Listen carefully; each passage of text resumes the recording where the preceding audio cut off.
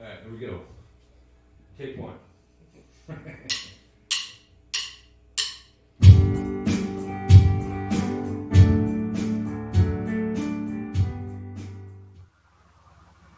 Sometimes we come across individuals who may think differently than us, but are seeking the exact same thing. Nothing new happens unless you have great communication with those that have differing ideas. And that's what today's episode is about. For the very first time in our podcast, where we are going to have a guest. And I'm not running this as an interview, but instead a discussion about those very topics that nobody seems to want to talk about. Why?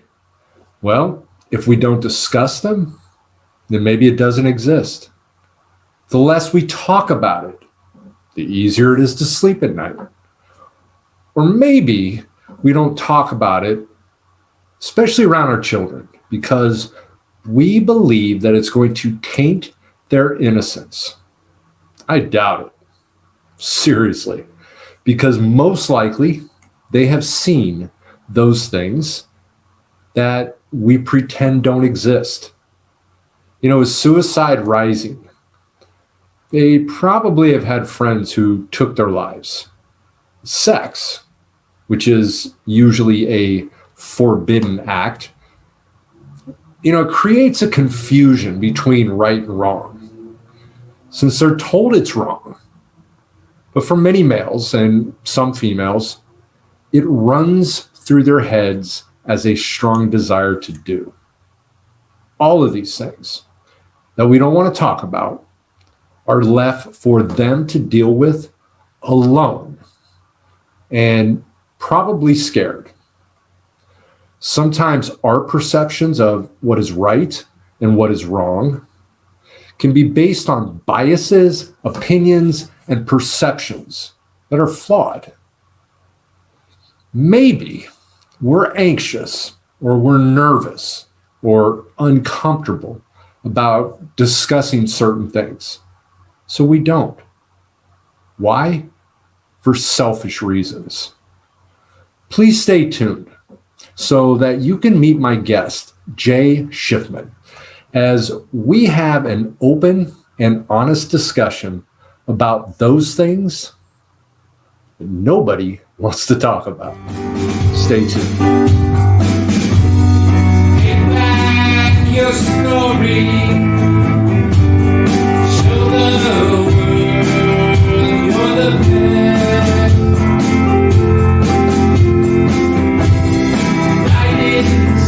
Instead of darkness,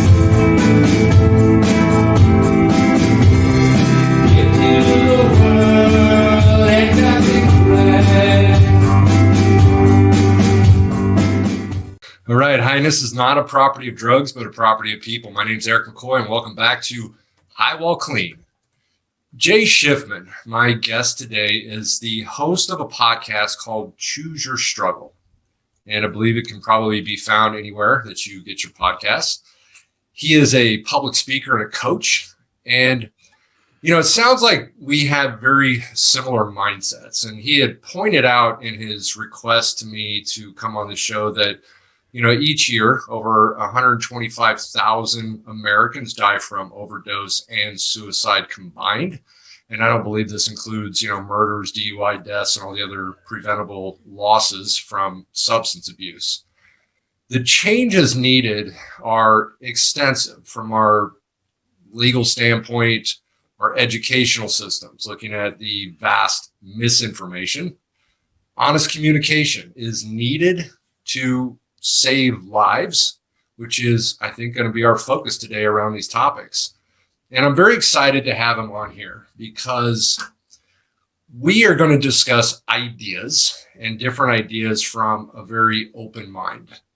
And, for those that know me, know that I am extremely open-minded to different things. The statement that you made it's kind of been the slogan for COVID, that we're all in this together, which I do agree with. But before I actually start, Jay, I want to thank you for doing this and joining me today on this.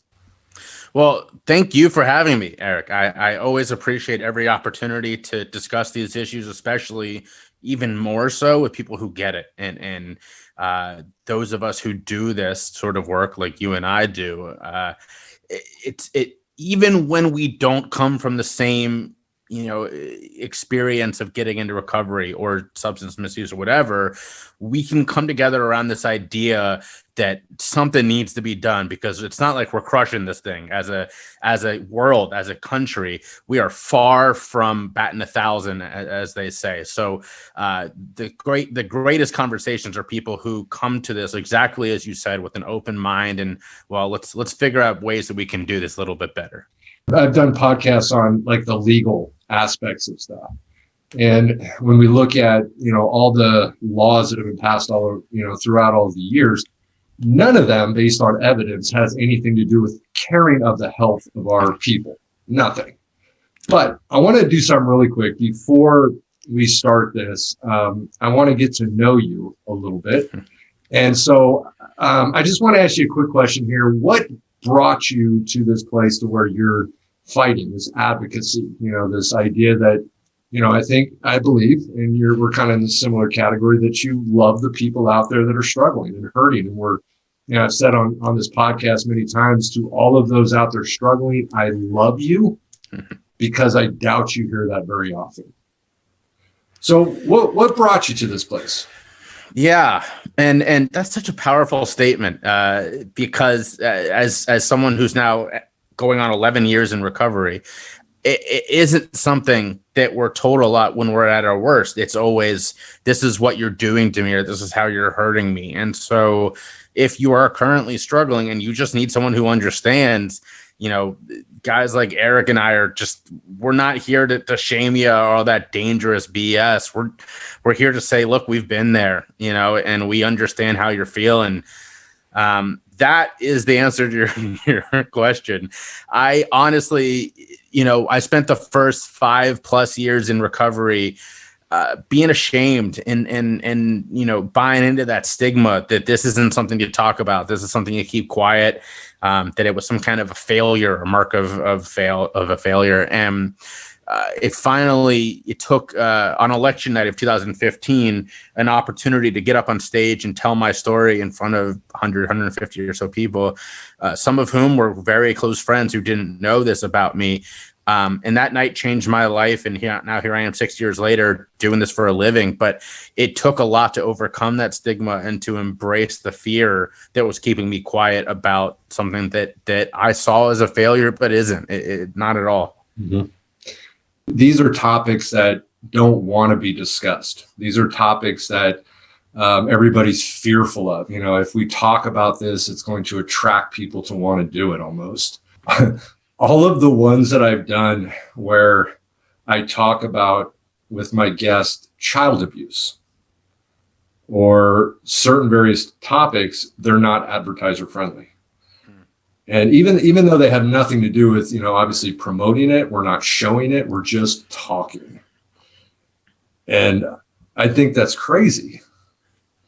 None of that matters to me as far as that goes, but I just kind of find it the way that our society is today. We don't want to talk about this stuff. Yeah, well, you make a really great point there. In my podcast, all of my episodes are marked explicit, not because, and I do, cuss up a storm, but because the subject matter is deemed explicit. And, I got the heads up from other people in this space early on that if you don't do that, you run the risk of one day waking up and all your episodes being gone, and all it takes is one person complaining. And it's so sad that these are things that, the average person may or probably will struggle with. And yet we can't talk about it. I mean, I just think it's if you change substance misuse to cancer, no one's marking a cancer podcast explicit. Mhm. But when we're talking about things like, mental health and, especially suicide, if that is sort of such a taboo that even those of us who do this, we kind of call it the double taboo, right? You're already talking about mental health, and then you go beyond that to talk about suicide. So it is sad that we still think of it that way, but that's why it's so important people like you and I keep doing what we're doing, because we're challenging that every day by putting out content where we address these things head on. Mhm. Yeah, when we talk about our like educational system with our kids, that obviously is a very touchy one. We hear all the time that, again, parents don't want, people to come in and talk to kids about substance abuse or mental health or suicide or, any of these things, because it'll put stress within the kids or it'll put fear within the kids, even though I don't believe any of that's true. I think. Yeah, I'm with you. And the data backs our views up, not the other side. In fact, I had a duo on my podcast.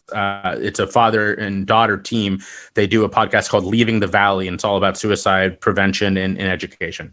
And that's what they do for a living. The one guy is a psychologist, and they put out this podcast. And what he said, where that comes from, is there's a kernel of truth in there. And that is, if you report on suicidal methods, those methods do see a spike. What that doesn't mean is that talking about suicide leads to suicide, which is what people have taken that kernel of truth and exploded it to mean. And so his whole point is it's so harmful to allow this sort of reality that we're in right now, where if someone famous commits suicide, it's all over the news, how they did it, everything leading up to it. But if the average person takes their own life, no, don't talk about that because other people might do it. It almost doesn't, it makes you just pull your hair out if I still had hair, because it doesn't make any sense. Rationally, it makes no sense, but we allowed this narrative to continue. I wrote a book called Pain, Failure, and Misery Are the Stepping Stones to Success. And one of the things that I get into, and I talk about in one of the chapters that's specific to our youth, has to do with, and I kind of want to get your opinion on this too, is, when I was a kid, I was bullied all the time. I mean, bullying is not something new, but suicide rate has gone up. And we hear a lot of this has a result to do with the bullying that, and I think the big difference, obviously, when I was growing up versus today is social media. I mean, we didn't have social media. So the bullying ended at school, where nowadays the bullying is a continuing process on Facebook or, Instagram or, the TikTok or whatever they have out there today. And what are your thoughts on that? Is, if we were to look at ideas as far as how to help, do you think that's a big part of it? And what do you think we could do about it? Well, I think, yes, you make an excellent point. And even I'm just old enough to remember not having the internet. I was born in '86. And so the internet was not a thing we just had in our house until I was about 13. And you're right. I mean, if I needed to be in touch with someone from school, whatever, you had to call a landline, and it wasn't like our parents weren't overhearing. So they're really, you make a great point. I'm not getting bullied over the landline. That was not a thing. That being said, yes, of course, the internet makes it way easier, and that is a huge issue, but there's a lot of other factors there too. This doesn't happen in a vacuum. The fact is that it's more and more likely that a child is going to be in a house where both parents are working every year. I mean, that figure goes up as probably should be, but also because the dollar goes so much less far now as it did when I was growing up, 20 years ago. And so that second parent is needed to work more, or if you're in some households, as many as 2 or 3 jobs. And so it's less likely that the parent's going to be able to be there to oversee something like this kid being bullied online the way that they would have been 20 years ago if internet would have existed. So, I remember, I'm very lucky to come from privilege. There was never a situation where something like that could have happened because my parents were always around. I had 3 younger brothers. They were always around, but we are becoming more and more siloed. I mean, as a culture, period, but especially in our homes. And when you add that to all these other factors, that is also in my opinion, that is a major factor as well. Yeah, I've always saw with substance abuse, our government, we look at policies, most of the money, and a good majority of the money, or even though I think it's less, it's better balanced today a little bit, has to do with reduce supply, reduce supply, reduce supply. Obviously it's not working. I can go out there and get drugs anywhere. Yeah. I can go online and I can buy it. And I teach at a school, and one of the things that I talk about and I teach is reducing demand. So, we and I think that's where the majority of the money needs to go, is to reducing demand. If we can get people to care about themselves, love themselves, to, realize that, raise my self-esteem, work on my confidence, work on, my abilities to handle the stressors of life. And I think that same thing kind of applies to suicide too. That, if there's more emphasis in the schools and put on, people caring about themselves, then bullying becomes less of an impact on us. Well, you make a lot of good points in there. Number one, I say this a lot when I speak, that why is it I went to one of the best schools in the state of Ohio? Why is it that I had health class, I had PE, but no mental health class?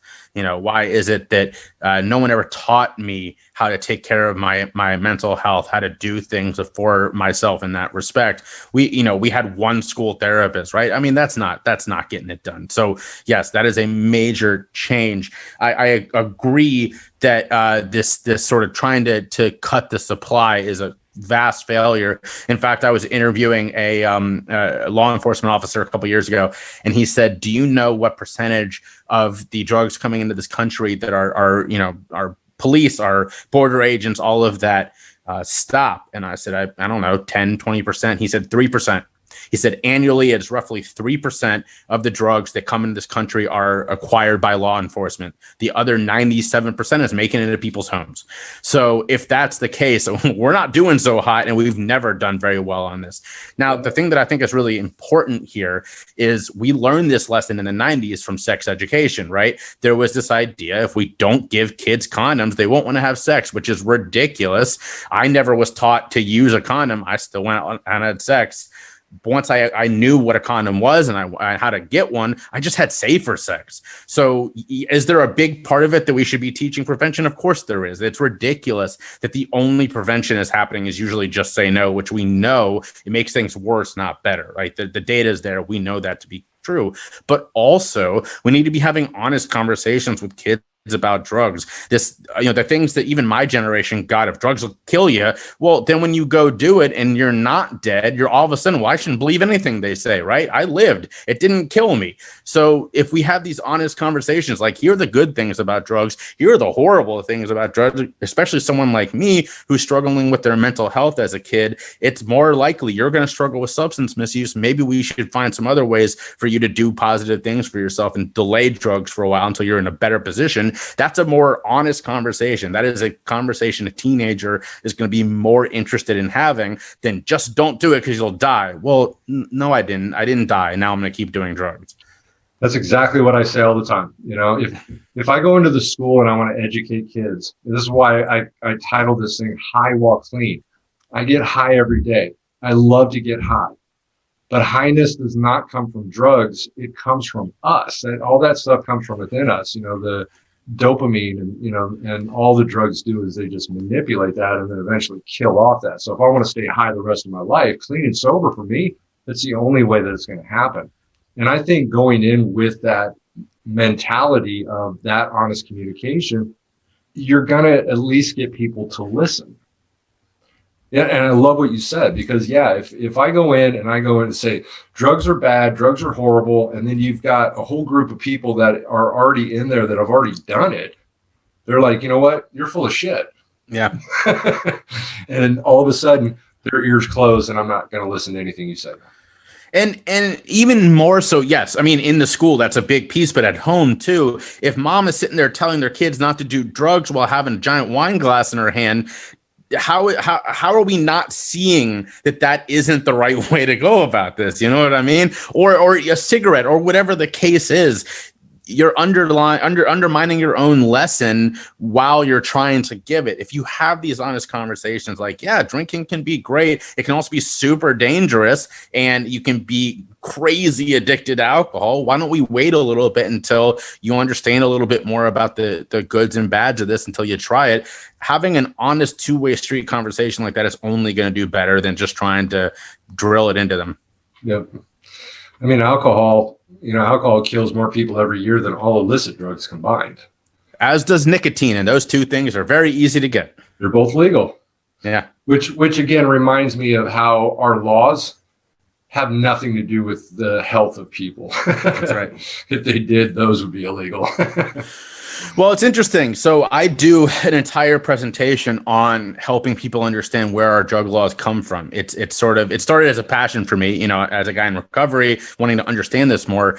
And then it became oh my God, once I started really diving in. And, some of our earliest drug laws include bigoted language in the law. One of the very first drug laws this country passed in the early 1900s was an anti-smoking opium law that specifically addressed Asian immigrants.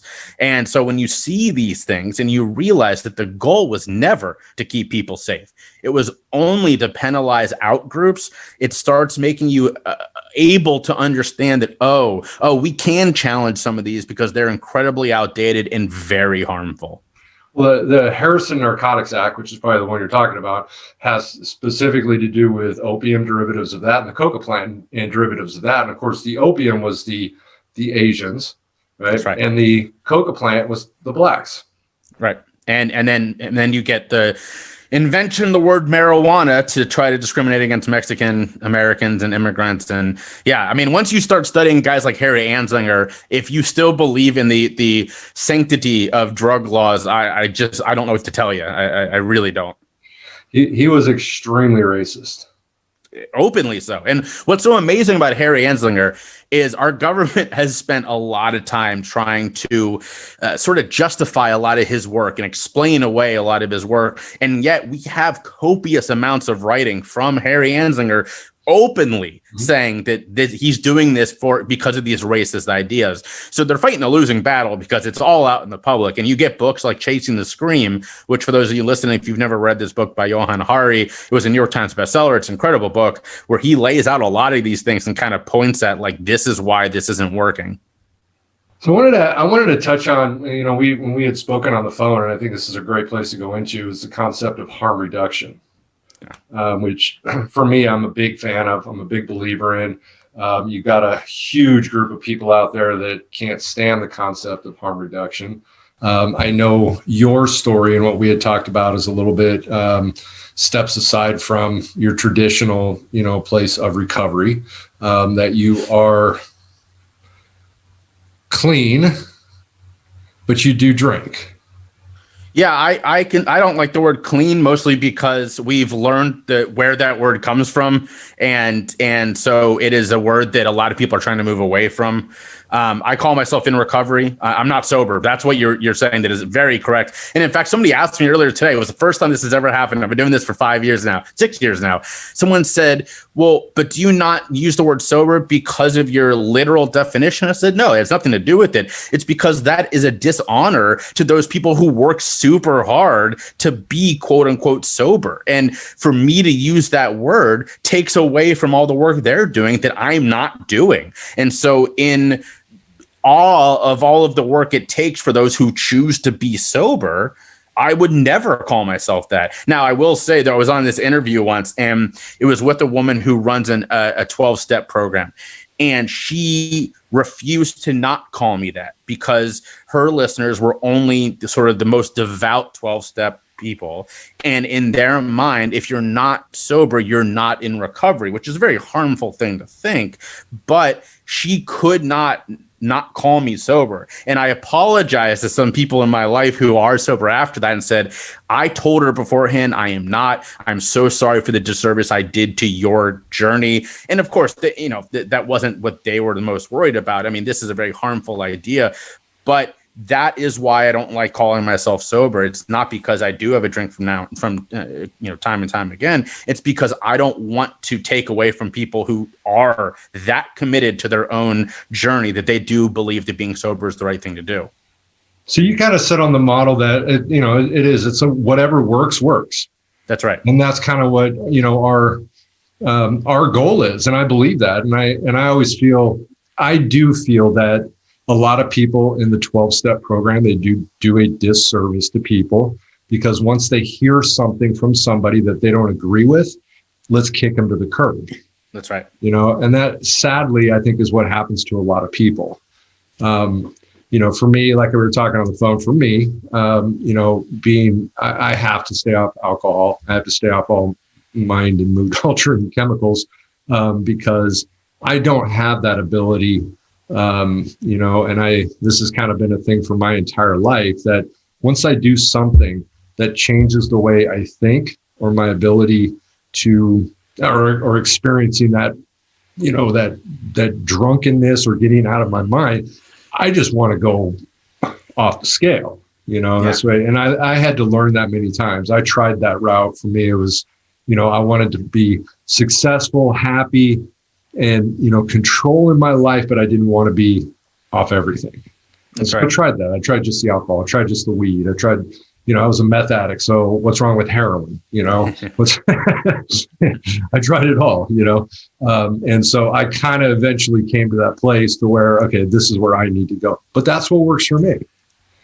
And it does work for me.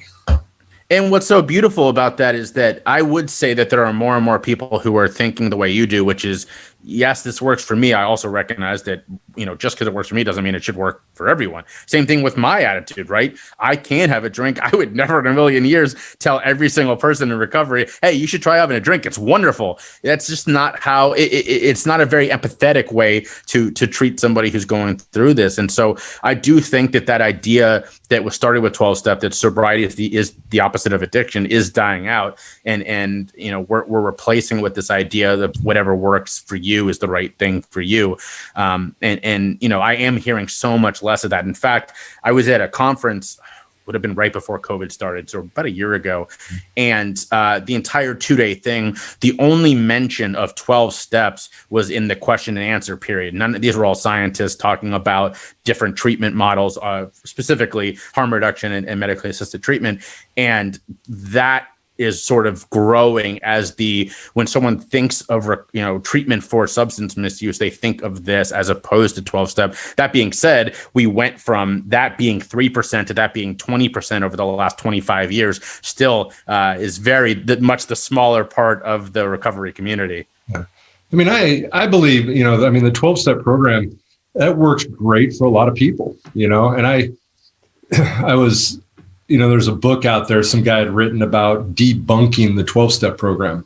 And I always thought that was absolutely insane, because it has helped, let's say it's helped 1.5 million people. Why am I going to try to debunk something that's helped 1.5 million people? Now, it may not work for you, so now let's look at maybe finding something else, I've always, and I've asked a lot of the people that were just hardcore the 12-step people. And, I've asked some questions like, what do you get aside from the steps? What do you get from the 12-step program? And they always respond with, spirituality, a support network. I get to work on myself. And then my next question is that the only place you can get that? And they're like, well, no. So we don't need to get totally stuck on that, that this works for me, so this has to work for you.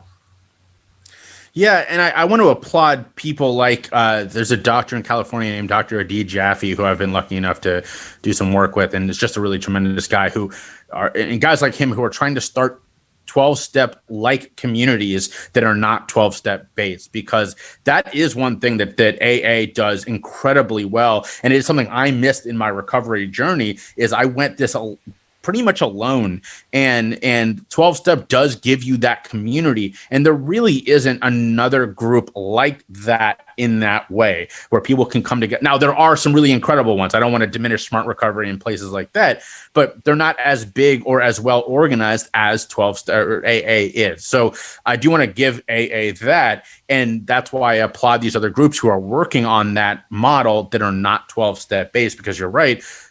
It's not like you can't find these things other places. And there are a lot of harmful things in there. As a person who was born and raised Jewish and is not really that spiritual, I would be very turned off if I had to say the Lord's Prayer going every time into a recovery meeting. That would be very difficult for me. Now, I was on an episode of a podcast a couple of weeks ago with a guy who calls himself the recovery atheist, and he is able to, in those moments, sort of check out a little bit. But my question for him was why? Why is that the case, that you can't go, hey, I'm not Christian. Why do I have to say your prayer to be a part of this group? That we wouldn't really be okay with that in other walks of life, but we are in the recovery community. Mm-hmm.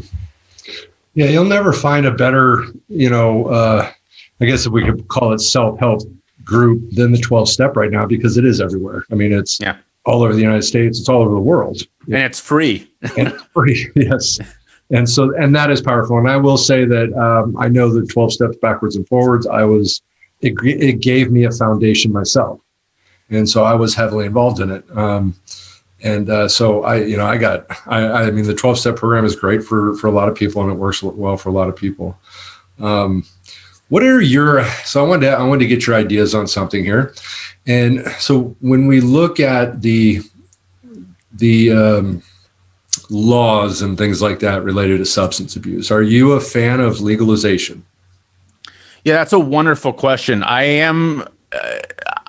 have sort of a view that we need to diverge individual substances out of this sort of context we've given them, that all drugs are the same in some respect. Blanket answer, yes, I am in favor of legalization. That being said, we don't do that with other things. We don't do that. Oh, I can legally own a car, I'm going to go buy a spaceship. That is absolutely ridiculous. We have separations for a reason. Why is it that when it comes to cannabis and heroin, which have almost nothing in common, or if you want to take it a step farther, something that is completely manufactured, like, I don't know, meth, and you separate these things, they have nothing in common, but we're putting them in the same bucket and calling them drugs. Mm-hmm. So in that respect, if yes or no question, yes, I believe in legalization. Do I believe in just throwing everything up the way we are with cannabis? Absolutely not. I don't think that would work the same way. I do believe, I actually have it on my Instagram right now, that a full-scale legalization of cannabis needs to happen in the near future, not just for those people who want to enjoy cannabis, but because it is a social justice and a racial justice issue. When we have literally millions of people, most of them black and brown, sitting in jail over a plant that a rich white guy like me can invest in today, that's a problem. Yeah, have you heard about those safe houses in Canada? Yeah, in fact, I'm moving to Philadelphia, where we're trying to open the first one. Oh, okay. Yeah. I've actually been trying to reach somebody up in Canada at one of those places.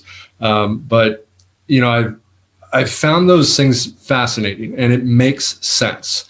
Yep. Because so many heroin addicts or meth addicts, or, a lot of these people, that they live underground. They live in these places that we're never going to see them until we find them dead under an overpass.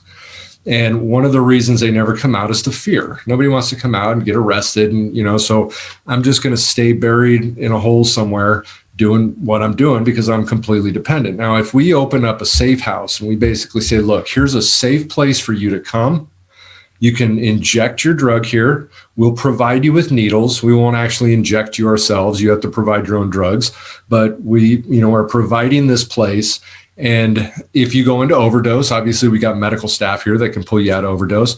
But it also brings up the idea that moment when they say, you know what, I'm ready. I want to do something different. I want to get off this. You got about 5 seconds, right, to be able to grab those people, and do something. Because, I mean, there's a lot of people out there that want to get off drugs.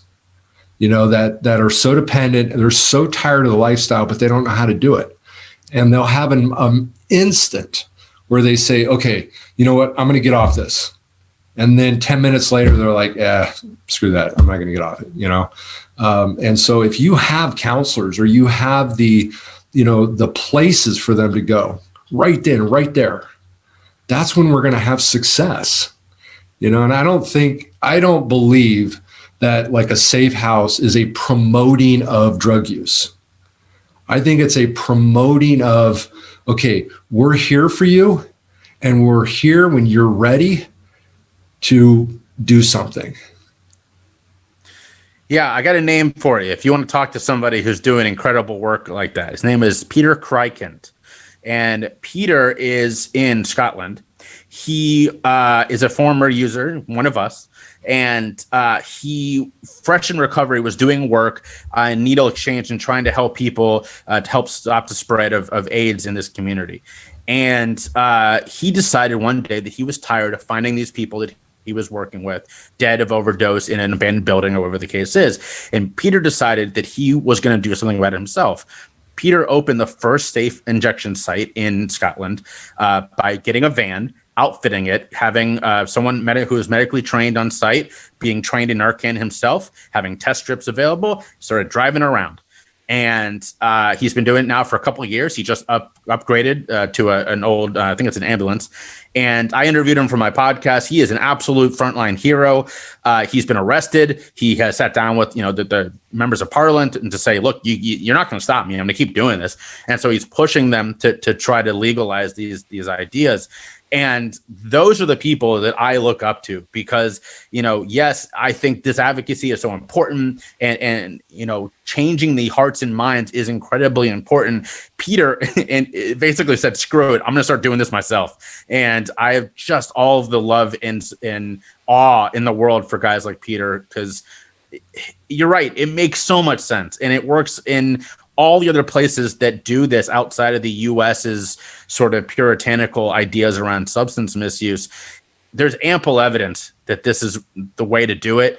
And unfortunately, we just have leaders that are unwilling to change their minds on this kind of thing.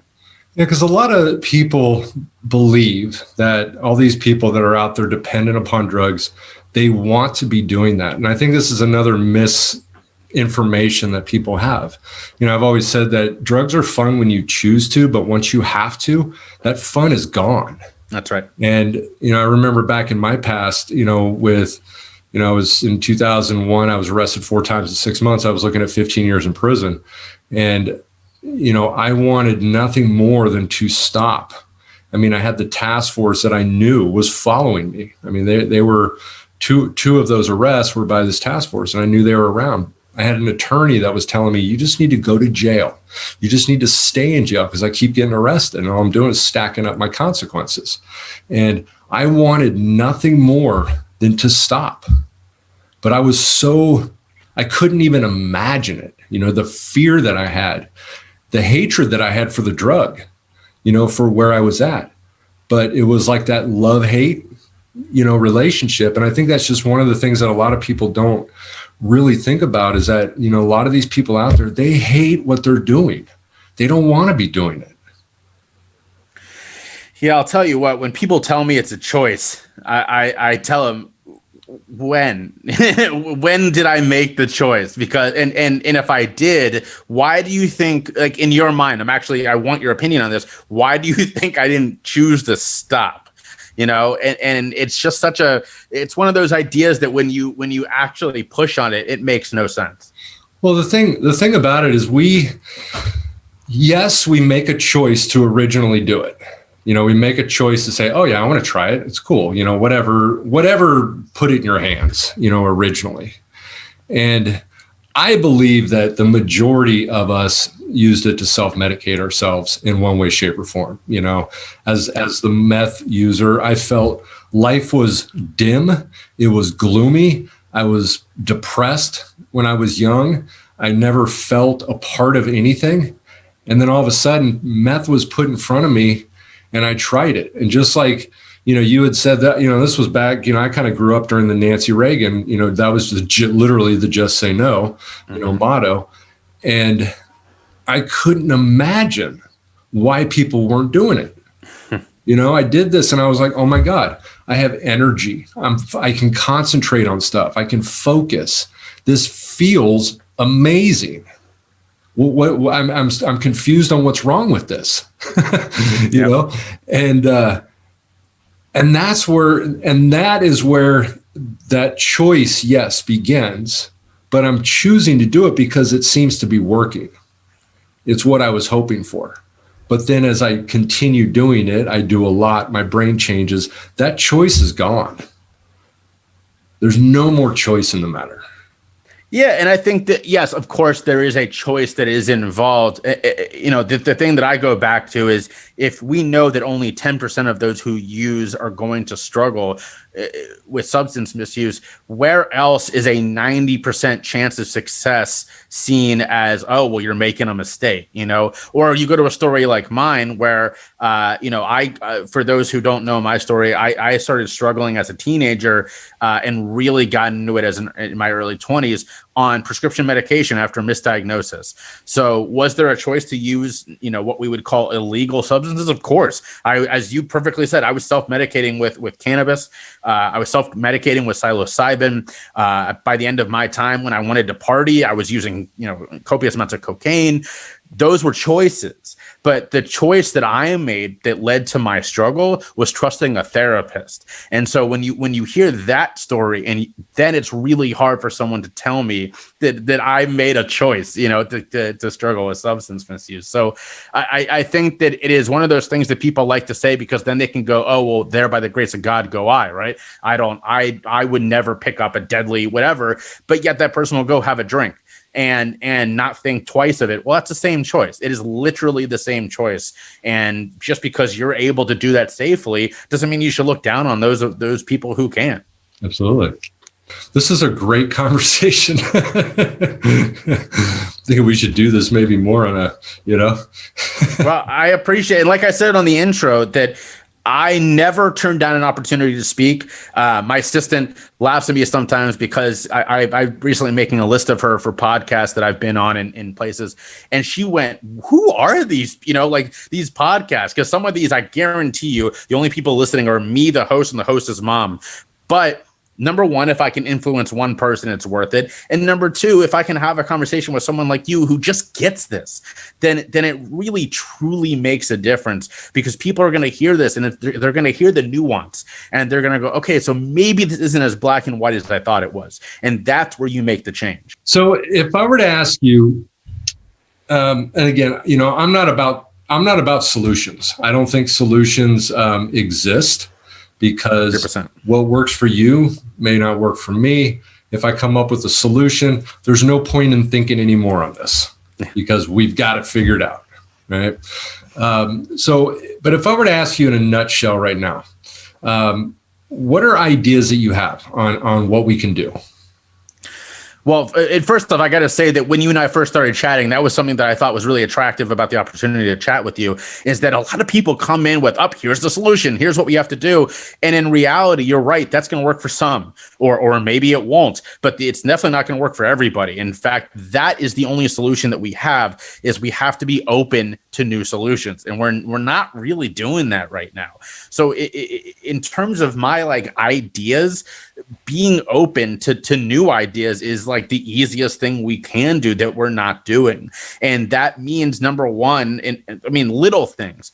We just saw in the last days of the Trump presidency, whether you like him or not, that's aside, this one move was a very compassionate one. He got rid of the waiver that people who wanted to prescribe buprenorphine have to go to copious amounts of extra training, because quite frankly, why is it that someone can prescribe an opioid like that coming out of med school, but you have to go to a lot of extra training to provide the medicine to help someone get off that opioid? It doesn't really make any sense. So he took away that waiver, which is something that harm reduction advocates have been screaming about for decades. So that's number one. That was a huge move that doesn't seem like that big of a deal, but it will absolutely change the game when it comes to helping people get medications. Little things. I was working with a client who told me that the only place he could get buprenorphine in his area was halfway across town, and the guy was only giving him a week at a time. Can you imagine if you had cancer and you were going to get your chemo and you had to drive every week half an hour out of your way and then go back and try to resume your regular life? It would be a lot. It would be a lot of extra stress, and yet that's what we're doing for people struggling with substance misuse. So allowing more people to prescribe, and having them in more areas, especially in smaller places that these, out in the country have one place to do this. So having more access is another sort of low level thing that people don't really think about, but would make a world of difference. And so you're noticing I'm not really saying big solutions. All I'm saying is improvements, because that is where we are right now. I'm with you. Before we can think about, solutions, we have to improve what we have. Absolutely. Have you heard of Faces and Voices of Recovery? I have. I actually was chatting with someone from them not long ago. Yeah, so they had one of their reps that came out here, and they were looking at starting one of the West Coast branch of it. And I remember hearing the guy talk, and this guy was saying that 40% of people in recovery have never gone to rehab nor a 12-step program, and that's huge. That's a huge number there, which again shows you that the ways that we can do this are vast. That one of their big topics is aftercare, which I think again is the biggest failure for rehabs for people. You can go in and you can lock yourself in a rehab for 30 days, 60 days, 90 days, and then you can get out. And then what do? Yeah, they have outpatient, so you can go to the outpatient, for a period of time, but somewhere along the line that just cuts. Right. It ends. And that's where I think I know that's one of their big things is the support and assistance and trying to figure out ways that we can improve upon the aftercare. Yeah. I love what you said. We got to start small. We got to start with little things. I mean, there's no way that we can jump big into this thing. The COVID thing has, the death rate, overdose rate has just skyrocketed during this COVID. And I know part of it too is that everybody seems to have forgotten about it, because now we're looking at all the numbers of people that have passed away from COVID, which is huge. Yeah. But we can't forget about this other group of people that are really struggling. So it's funny you bring up that comparison. I gave a virtual speech. Oh man, probably would have been June or so last year, and I used to, when I spoke, and I dropped that number, 125,000, which, by the way, the estimates for 2020 is probably upwards of 135. So it was just a horrible year when it came to overdose and suicide. But I dropped that number, 125, and I said, if that was happening every year, it would, and anything else, it would be on the front page of the newspaper. We'd all be talking about it. And then I stopped, and I said, okay, clearly I wrote that before COVID, because at the time we were already nearing that number and nothing was being really done. And I went, okay, I was wrong. And it was like a laugh moment, because everybody realized that, here we have a very similar issue, and the only thing we're doing is talking about it. We're not even doing that when it comes to these deaths of despair. Occasionally you hear a story. There was actually one in NPR this morning about deaths of despair, is what the name that's been given to, the combined number between sort of overdoses and suicides and other related deaths. There's a Nick Kristof, is that his name, who writes for the New York Times, just wrote a book last year about these.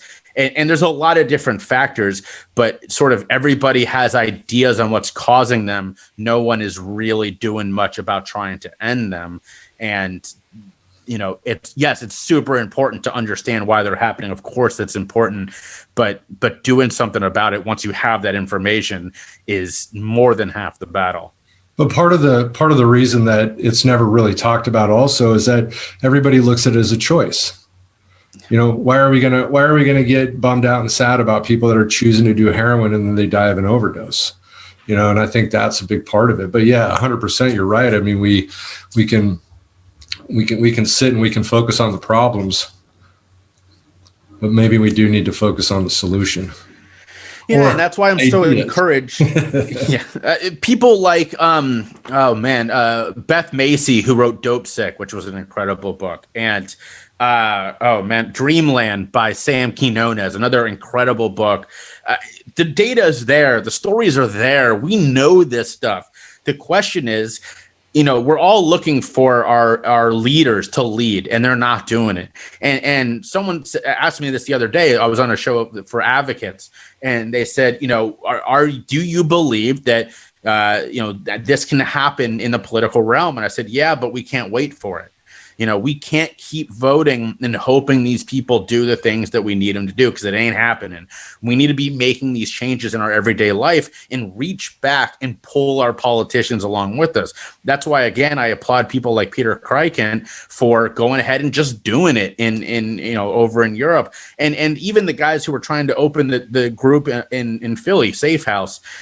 They kind of did it by just pushing and pushing and pushing until finally the local government said, great, we'll support this thing. And then, of course, the neighborhoods NIMBY'd it out of existence, so they have to start all over. But this is how these things are going to get done. We can't wait for a fix from our governments. We got to pull them along with us. Yep, absolutely. Well, hey, I want to thank you for doing this, man. I really appreciate it. I think you've been a fantastic guest, and I also believe that having these conversations are really great. Super important. And I think we're definitely going to do this again at some point in time. We'll get you back on here. You name the time and place, and I'll be there. I want to thank everybody for tuning in to another episode of High While Clean. Keep getting high, but let's do it clean. I'll see you guys soon. Thanks. Get back your story.